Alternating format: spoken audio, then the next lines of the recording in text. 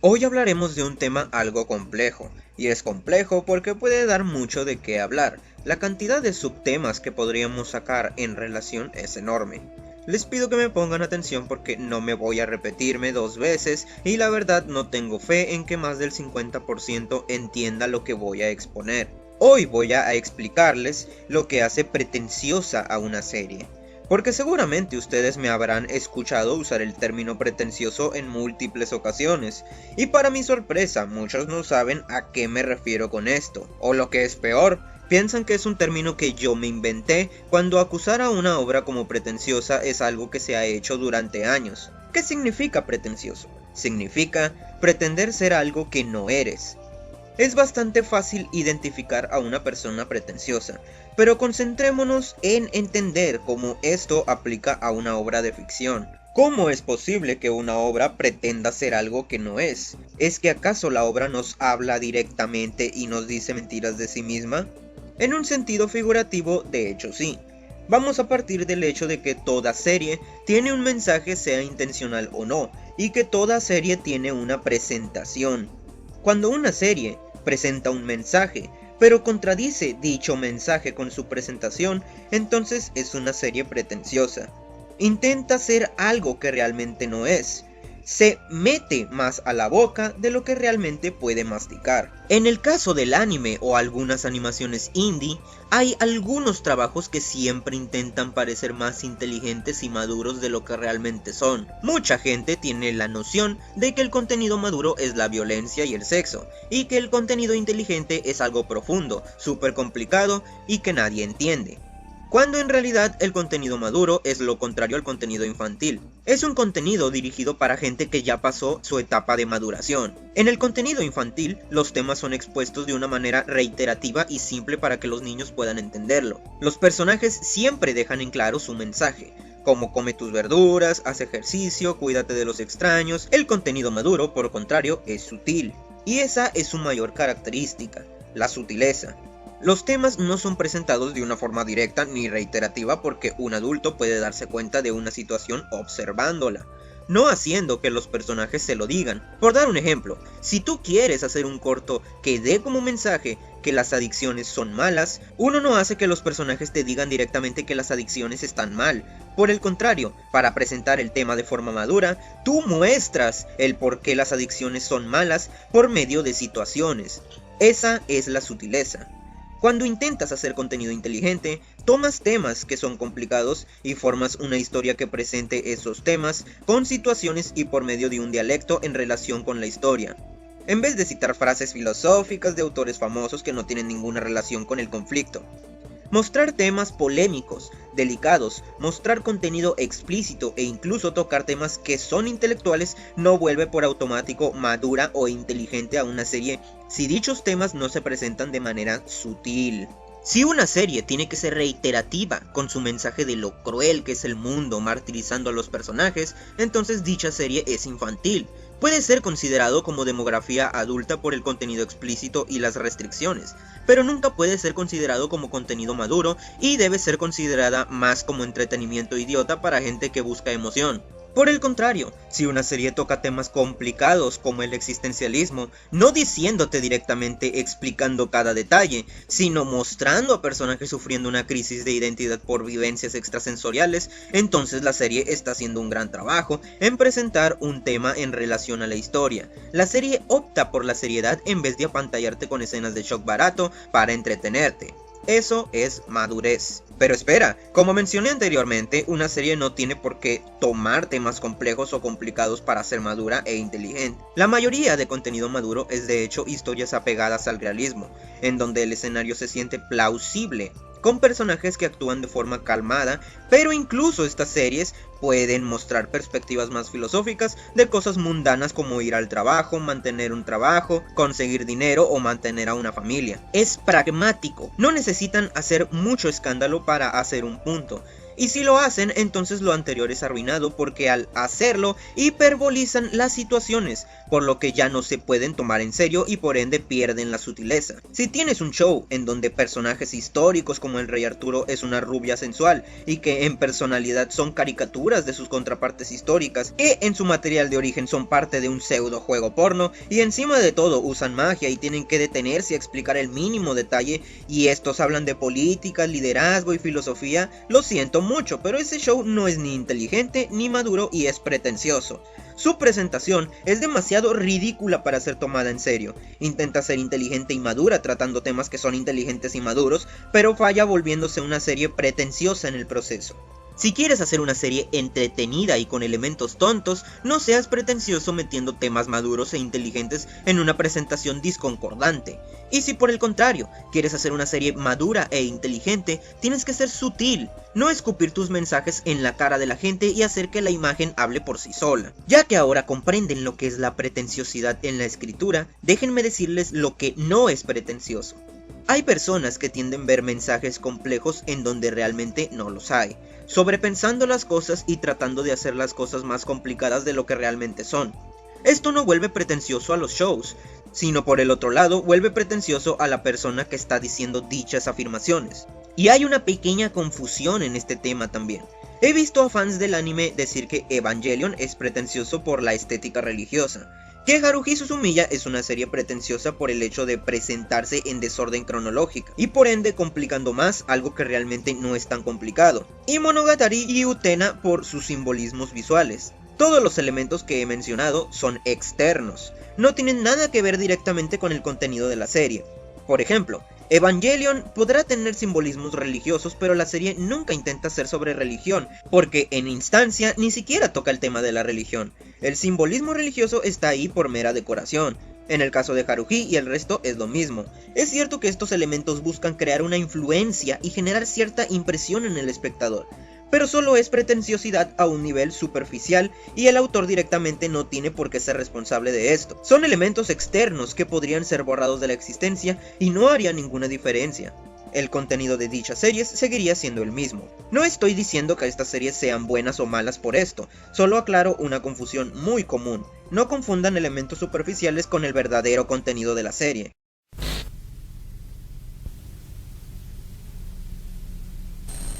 Realismo es una palabra muy fácil de definir, pero que es muy difícil de aplicar. Muy pocos estaríamos de acuerdo en qué puede ser considerado realista. Por ejemplo, en muchos videos yo me he burlado de la falta de realismo de muchas series, como el hecho de que en Mirai Nikki los padres encierren en jaulas a los niños, o que en Elfen Lied los niños maten a un perrito a sangre fría, o que en Erased haya ocurrido un divorcio por una barra de chocolate.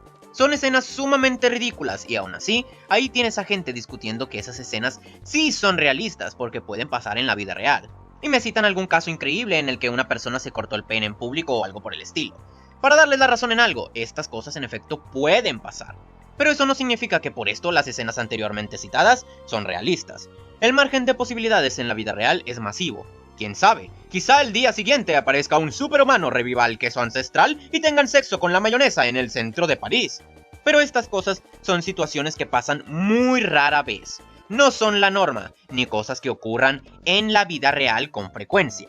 Cuando alguien te dice, sé realista, esta persona no quiere decir que tu predicción sea imposible de que pase. Quiere decir que es muy probable de que tu predicción no ocurra porque no es lo normal. Realismo es una palabra que se usa muy a la ligera en críticas. Retorciendo un poco la realidad, casi cualquier cosa puede ser considerado como realista cuando no es así. Realismo es cuando no solo algo puede pasar en la vida real, sino que además sería muy normal que pase. Verosimilitud es un término diferente. Es cuando, si bien lo que se muestra no es necesariamente realista, es creíble que pase bajo las reglas de ese mundo ficticio. Por dar un ejemplo sencillo, que un personaje que es establecido como un genio construya un robot gigante no es realista, pero es verosímil. Y no, que ocurra un divorcio por un chocolate no es verosímil, es estúpido. Aquí un ejemplo más detallado. En la caricatura de Recreo existe este episodio llamado Everybody Likes TJ, en donde se establece que a casi todos les agrada el protagonista, excepto por un niño. El episodio consiste en TJ tratando de que el niño sienta agrado por él, fallando hasta el final. A muchos no les gustó el episodio porque consideran que el niño actuó como un cretino, Pero eso es lo que yo considero realista en un personaje. Es decir, el episodio en general no es realista por los métodos extremos en los que TJ intenta ganarse su simpatía. Es verosímil, pero lo que es realista es la actitud del niño. El hecho de que no puedas agradarle a todos o el que alguien quiera forzar a otra persona a caerle bien y este cause repudio por esto mismo, es algo que refleja la realidad. Nada de lo que ocurre en Evangelion es realista por los elementos fantásticos, pero la personalidad de los personajes es realista. Actúan como una persona de la vida real actuaría. Son tan viles y con tantos defectos que recuerdan a personas que conocemos tú y yo. Pero al mismo tiempo no es como que solo tengan rasgos negativos. En pocas palabras, muchas veces usar el término realista para describir algo suele ser contraproducente si no se usa en el contexto indicado. La ficción no es realista en más sentidos de lo que es realista. Y este es el punto de esta. Si esta fuera realista todo el tiempo, no tendría sentido que queramos distraernos con ella. No existen obras 100% realistas, pero sí muy verosímiles. Normalmente lo que suele ser realista es ciertas actitudes de los personajes, por ser identificables.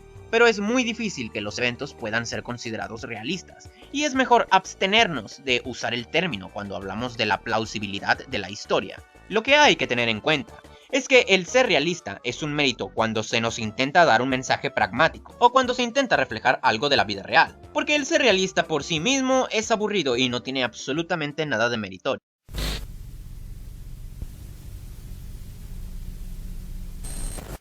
Si alguna vez has presenciado el fanboyismo de Valentín y has llegado a decirle por qué su pedazo de mierda favorito Dragon Ball Super es una mala serie, si tienes un avatar de Yoyo o sabe que eres un suscriptor mío, probablemente Valentín te responda con la estupidez de que Yoyo también es absurdo, tiene plot holes, conveniencias, como las tiene Dragon Ball, como si eso justificara que Super es mucho peor, desvirtuando el punto original.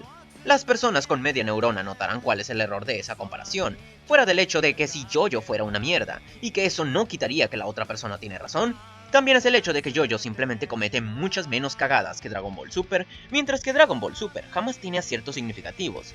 Pero esa respuesta no es divertida, ¿verdad? Así que vamos a satisfacer al tarado de Valentín, hablando del absurdo de ambas series y por qué dicho elemento funciona en una y no en la otra. Primero, todos sabemos que ambas series manejan el absurdo de forma distinta, Dragon Ball siendo más slapstick, mientras que Yoyo es más sobre la exageración y la situación. Pero para fines prácticos, ninguno de los dos estilos justifica que dichas series posean su nivel de conveniencias. Las diferencias más importantes en el manejo del absurdo entre Dragon Ball Super y Yoyo son dos. 1. El nivel de pretensión de la serie, y 2. El nivel de exposición. Dragon Ball Super gasta un montón de tiempo explicando su lógica, mientras que Yoyo no. Podrías decir que Yoyo comienza a explicar cada vez más su lógica progresivamente, pero esta es la cuestión. Una serie puede comenzar siendo absurda y volverse lógica. Una serie no puede comenzar siendo lógica y volverse absurda. Tú puedes hacer lógica de algo que era absurdo, pero no puedes volver absurdo algo que tenía sentido. Quiero decir, todos ustedes Dragon Tards perdonan todas las incoherencias del último arco de Dragon Ball Super, ignorando completamente que más de la mitad de la saga fue dedicada a explicar y excusar conceptos. ¿Cuál es el punto de gastar tanto tiempo en explicaciones, si al final estas son virtualmente inútiles? Yoyo nunca hace esto de forma tan grosera. No tiene episodios enteros para explicar de dónde vienen los stands. Dicha cuestión es revelada en una sola página y descubrirlo no es el punto principal de la trama. Tampoco se gasta en explicarte por qué Yotaro puede volar en el último arco de Stardust Crusaders. Es por eso que la gente percibe a Yoyo como cheesy rule of cool, que no pretende ser más que ser divertido. Mientras que por el contrario, Dragon Ball Super intenta y falla en explicar niveles de poder, técnicas, métodos, comportamientos y demás cosas que no tienen sentido y que no necesitan explicación. Es por eso que la serie es un desastre como una serie seria, y como una serie rule of cool, o de estilo sobre sustancia. Y eso es lo que hace a Yoyo diferente de Dragon Ball Super. Yoyo es una serie que no pretende ser lógica, comienza absurdo y se vuelve más lógico conforme la trama avanza, sin dejar de ser absurdo. Dragon Ball comienza absurdo, se vuelve más lógico progresivamente, y luego se vuelve más absurdo de lo que era en un inicio. Te puedo mencionar plot holes y errores de Yoyo y del primer Dragon Ball, pero no están al nivel de las cagadas de Dragon Ball Super. No es algo difícil de entender, pero aún así el retardado de Valentín no lo entenderá y muchos de sus fanboys seguirán excusándolo, con las más patéticas de las excusas. Una vez más, he probado por qué soy superior y que siempre tengo que enseñarle a los reseñadores cómo hacer su trabajo, el cual es razonar.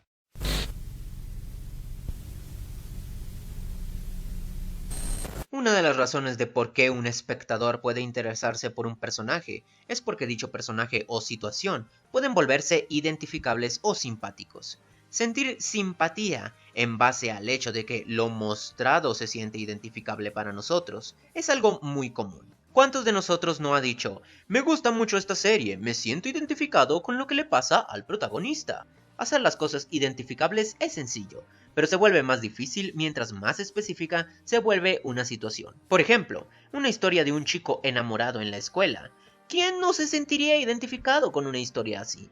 Uno simplemente puede hacer a un personaje simpático, dándole características o haciendo que viva cosas comunes que a la mayoría de personas les ha ocurrido. Es importante hacer a un personaje simpático en una historia en la que pasamos bastante tiempo con el mismo personaje, ya que si no encontramos nada de simpatía en él, el interés por recorrer su camino se vuelve mínimo. Un personaje simpático es lo preferible sobre un personaje que se siente distante y frío en relación con la audiencia. Cualquiera que haya visto al Noah Zero no sentirá nada por sus personajes, pues siempre tienen la misma cara sin emociones, se sienten como robots y por ende me estaba durmiendo en cada oportunidad que veía la serie. Al mismo tiempo, hacer algo identificable por el hecho de hacer algo identificable no sirve de nada. Si vas a generar simpatía en la audiencia, al final debes hacer algo con ello. Lo que diferencia a Welcome to the NHK y Genshiken entre, digamos, este pedazo de mierda, es el hecho de que las primeras dos series son más que un espejo. Con ello tratan de hacer que el espectador crezca mostrándole el lado bueno y malo de la cultura otaku. El último es vacío en ofrecer alguna clase de mensaje pragmático, y eso puede volverse pandering, proxenetismo otaku. ¡Hey chicos! Sabemos cómo se sienten, ¿no es eso gracioso? No lo es. Pueden enganchar a newbies y weebus, pero después de un tiempo entenderás que identificarte con algo significa nada por sí solo. Además, un personaje simpático deja de ser un personaje simpático cuando te das cuenta que dicho personaje no está obteniendo ningún progreso en lo absoluto.